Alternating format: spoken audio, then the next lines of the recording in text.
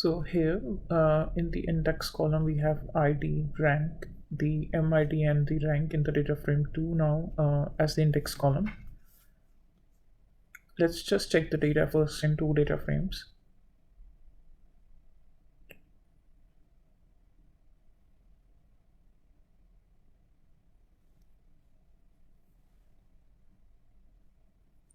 So as you can see, in the first one we have ID and rank as the index columns, and in the second one MID and rank as the index column in the data frame 2. Now let's try to merge on the multi-index data frame 1 dot merge with the data frame 2.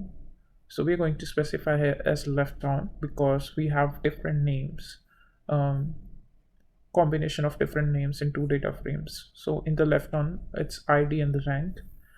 In the right one, so let's put the left index as true as they are the index columns, and on the right one let's specify MID and the rank.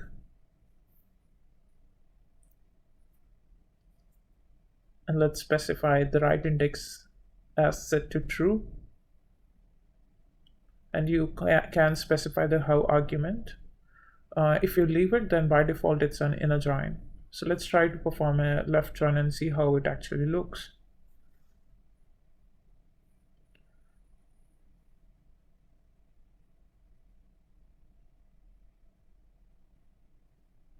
So should be capital T here.